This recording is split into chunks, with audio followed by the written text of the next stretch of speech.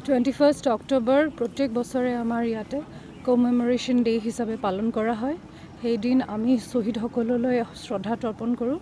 আমাৰ শোক পেৰেড এটা হয়। গোটেই ডিষ্ট্ৰিক্টবোৰত আজি একেধৰণে কাৰ্যসূচীৰে পালন কৰা হয়। আমাৰ ডিষ্ট্ৰিক্টত 3 গৰাকী শ্বহীদ আছে। SI নৰহৰি গগৈ, কনষ্টেবল কালীচৰণ বৰা CRPFৰ আৰু কনষ্টেবল নীৰজ ছেত্ৰী। আমি তেখেতসকলৰ ঘৰত গৈ তেখেতসকলৰ পৰিয়ালৰ লগত আমি আজি সাক্ষাৎ কৰিম। আমাৰ শ্ৰদ্ধা জনাম তেওঁলোকৰ প্ৰতি।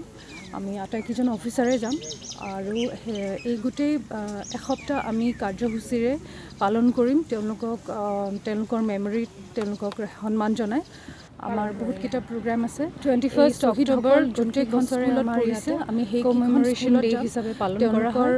ফটো আমি তাতে শ্বহীদসকললৈ শ্ৰদ্ধা তৰ্পণ কৰোঁ। ষ্টুডেণ্টসকলক আমি তেওঁলোকৰ লাইফৰ তেওঁলোকৰ জীৱনৰ কথা ক'ম যে তেওঁলোকে কি ধৰণে কাম কৰিছিলে আৰু চাকৰিত কি ধৰণে শ্বহীদ হ'ব লগা হ'ল সেইখিনি তেওঁলোকক জ্ঞাত কৰিবলৈ আমি সেই প্ৰগ্ৰাম আমি ল'ম।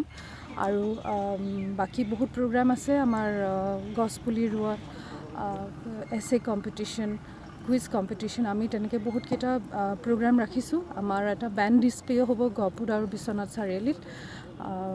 আৰু গছপুলিটো আমাৰ প্ৰত্যেকটো পুলিচ ষ্টেচন, আউটপোষ্ট আৰু লগতে আমি ওচৰৰ স্কুল কলেজতো কৰিবলৈ আমি প্লেন কৰিছোঁ। এইদৰে আমি তেখেতসকলক সন্মান আৰু শ্ৰদ্ধাৰে কৰিবলৈ আমি প্ৰগ্ৰামবোৰ হাতত লৈছোঁ।